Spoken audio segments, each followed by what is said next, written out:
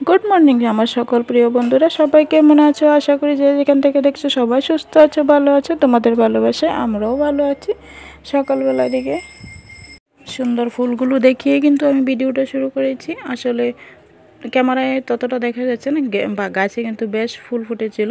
তো ফুলগুলো ভালোভাবে এখনও ফুটেনি, কারণ খুবই সকাল, মাত্র বাজে 6টা মনে হয়। হ্যাঁ, 6টা বাজে।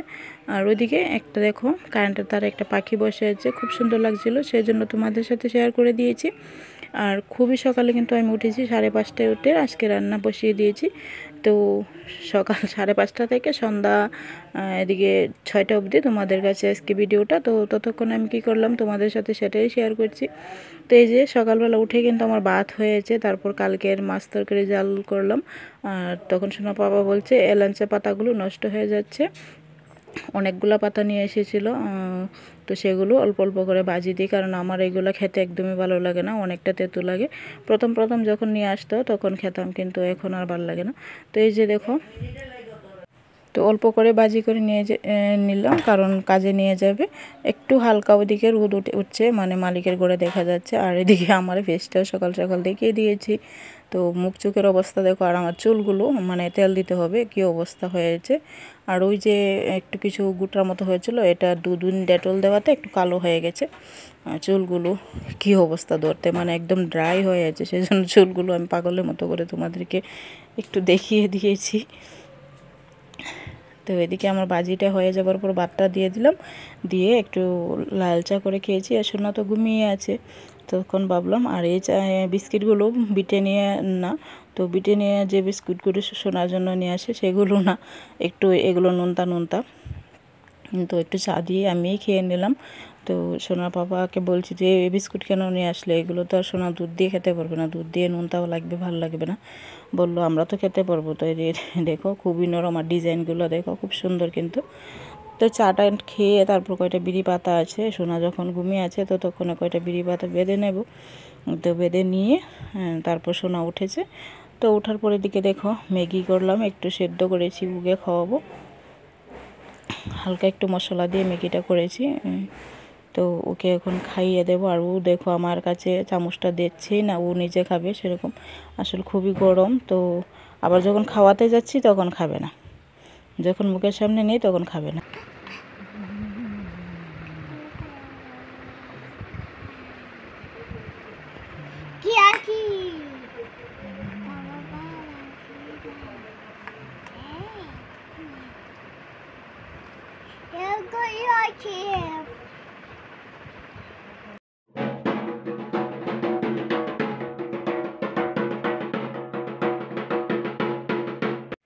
আর সোনার কিন্তু 2 বছর হয়ে গেছে, এখনও পরিষ্কারভাবে কিছুই বলতে পারে না, বলে দিলে কিছুটা বলতে পারে।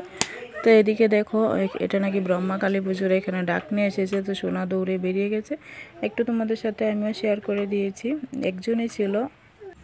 তারপরে দিকে চুলাটা মুছে নিলাম পরিষ্কার করে দেখো। আর সোনা আমার নিচে মানে সাইডে কিন্তু দাঁড়িয়েছে, নিচে দাঁড়িয়ে। আর যখন রান্না বসাই ও যা যন্ত্রণা করে কড়াইয়ের মধ্যে আসে নাড়তে। তো এখন ভাবছি চুলাটা নিচে করব, নিচে যে কোথায় করব জায়গা নেই, কারণ ও কড়াইটা উপরে থাকে, তো ও আসে নাড়তে। যদি বিশেষ করে আজকের দিনটাই রাতের রান্নাটা তোমাদের সাথে শেয়ার করলাম না, কারণ অনেকটা বড় হয়ে গেছে। রাতে যখন আমি রান্না করতে গেছি, কড়াইয়ের মধ্যে খালি তেলটা দিয়ে আমি পেছন ফিরে কী যেন একটা নিতে গেছি, তখনই দেখছি ও চাশনিটা নিয়ে মানে কড়াইটার মধ্যে দিয়ে দিচ্ছে, তখনই তো উল্টে পড়ে যেত কড়াইটা। এত একটা ভয় লেগেছিলো। তো তাড়াতাড়ি, আর ওর পাপার কাছে একদমই ও থাকতে চায় না, জানি না কেন। আমি যখন রান্না বসাবো ও আমার কোলে উঠে থাকবে, না হলে এরকম দুষ্টামি করে। তো তারপর এদিকে স্নান দান করে এসে দেখো আমি ঠাকুরকে একটু ধূপ দেখিয়ে দিয়েছি। আর আজকে বেশ কয়টা ফুল পেয়েছি, সেই জন্য তোমাদের সাথে একটু শেয়ার করেছি। আর আমি যখন ধূপ দিতে আসবো সোনা কিন্তু প্রত্যেক দিন আমার সাথে এসে এইভাবে করবে। তো ঠাকুরকে একটু ধূপ দেখিয়ে দিলাম, দিয়ে তারপর যাব সোনাকে নিয়ে। একটু পোলিও আছে, পোলিও বলতে ভিটামিন, ওকে ভিটামিন খাওয়ানো হবে আজকে। তো ভিটামিনটা খাওয়াতে গেলাম এদিকে। আর প্রচুর রোদ, আসলে আমি ঘর থেকে যখন বেরিয়েছি তখন একদমই রোদ ছিল না। তো আমি ভাবলাম খেতে দিয়ে যাব জমি দিয়ে হেঁটে, তো হয়তো ততটা রোদ লাগবে না, একটু গাছে ছায়া ছুঁয়ে আছে। কিন্তু গিয়ে তো দেখি বাবারই বাবা, রাস্তার মধ্যে এত রোদ্রু। তো এখানে যে চোখে যেই জায়গায় মানে সাব সেন্টারে পোলিও খাওয়াই। তো ওইখানটায় দেখো মানে রাস্তার উল্টো পাশে ঠাকুর মূর্তি বানাই। তো বাসন্তী মানে দুর্গা ঠাকুর বানিয়েছে, ওইগুলো তোমাদের সাথে একটু শেয়ার করেছি। আর এই যে আমাদের এখানে সাব সেন্টার, ওইখানেই পোলিও খাইয়েছে সোনাকে, খাইয়ে আমরা এখানে দাঁড়িয়েছি। তো এখন আবার হেঁটে হেঁটে যাব বাড়িতে। আর যাওয়ার সময় কিছুটা জিনিস তোমাদের সাথে শেয়ার করলাম, বলতে হঠাৎ করে ছোটোবেলার কথা মনে পড়ে গেল, সেগুলো তোমাদের সাথে শেয়ার করেছি। বন্ধুরা, এগুলা কে কে চেনো বলো তো? কখনো কি খেয়েছো? আমরা যখন ছোটো ছিলাম এইগুলা পেরে পেরে যেভাবে খেতাম, আর খেলে মুখগুলো একদম কালো কালো হয়ে যায়। খুব মিষ্টি কিন্তু সোনা খাওয়ার জন্য কী করছে একটু খেয়েছে, তারাও দেখাচ্ছি তোমাদেরকে।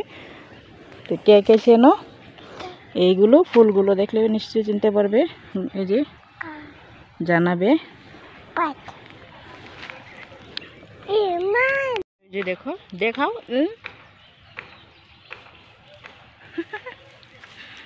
জিপটা দেখো পাপা।